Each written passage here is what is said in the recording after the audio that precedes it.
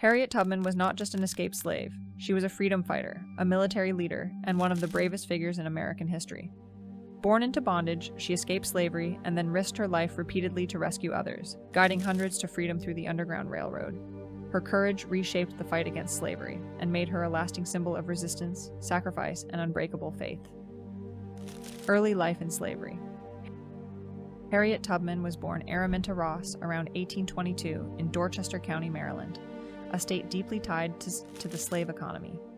Her parents, Harriet, Rit Green, and Ben Ross, were enslaved Africans who endured constant violence and instability.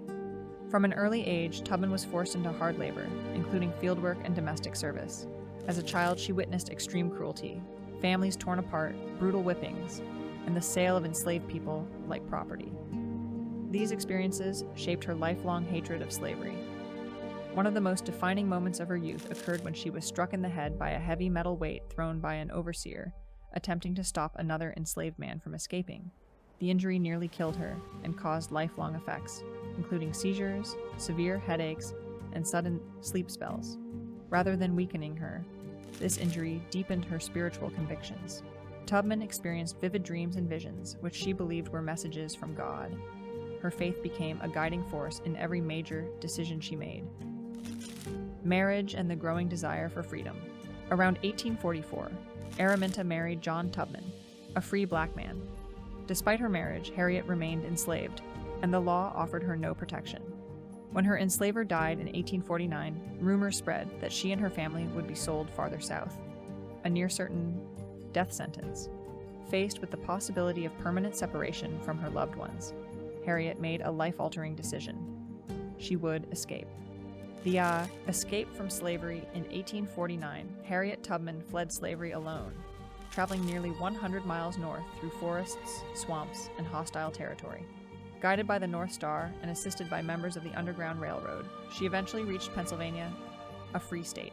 Upon crossing into freedom, Tubman later said she felt as though she had entered a new world. But her joy was incomplete. Her family and countless others were still enslaved. Freedom, she believed, meant nothing if it wasn't shared. Becoming the Moses of her people, Tubman soon returned to the South, risking capture, torture, or death.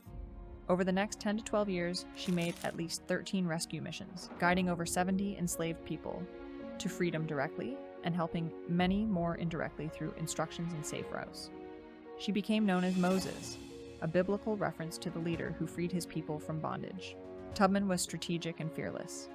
She traveled at night, avoided predictable routes, and carried a firearm, not just for protection from slave catchers, but to ensure that frightened escapees did not turn back and endanger the group. Despite massive rewards placed on her head, some estimates reaching $40,000, Tubman was never captured. The Underground Railroad Network. The Underground Railroad was not a physical railroad, but a secret network of abolitionists, free black communities, and safe houses stretching across the United States and into Canada. Tubman worked closely with abolitionists such as William Still, who documented escape stories, and Frederick Douglass, who praised her courage publicly. Tubman's success relied on discipline, secrecy, and trust.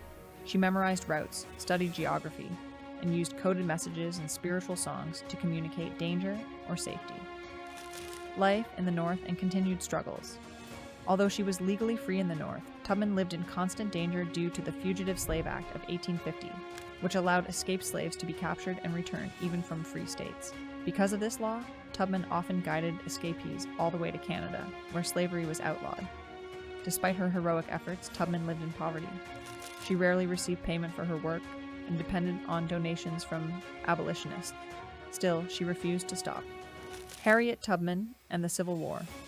When the American Civil War began in 1861, Tubman offered her services to the Union Army. She worked as a cook, nurse, spy, and scout, using her deep knowledge of Southern terrain and covert networks. Her most famous military contribution came in 1863 during the Combahee River Raid in South Carolina. Leading Union troops through Confederate territory, Tubman helped free over 700 enslaved people in a single night. She became the first woman in U.S. history to lead an armed military operation. Despite this historic achievement, she was never properly paid for her service. Post-war life and advocacy. After the war, Tubman settled in Auburn, New York, where she cared for her aging parents. She married Nelson Davis, a Union veteran, and continued to live modestly. Tubman became an outspoken advocate for women's suffrage education for freed slaves, care for the elderly and poor. She worked alongside leaders like Susan B. Anthony, arguing that women, especially black women, deserve the right to vote after proving their patriotism through struggle and sacrifice. Financial hardship and late recognition. Despite her immense contributions, Tubman lived much of her life in poverty. The U.S. government delayed granting her a military pension for decades, and even then, it was minimal.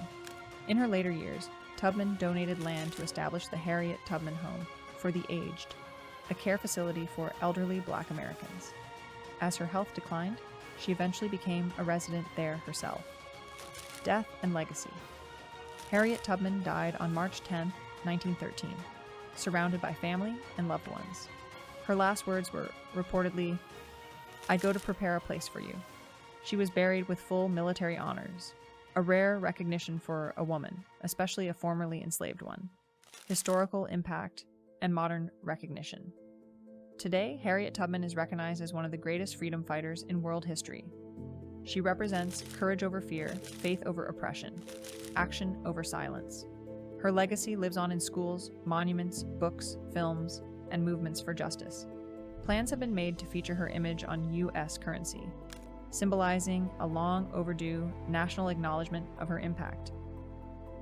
Why Harriet Tubman still matters. Harriet Tubman's life reminds the world that one determined individual can challenge entire systems of oppression. She did not wait for permission, wealth, or safety. She acted because freedom demanded it. Her story is not just history, it is a call to courage.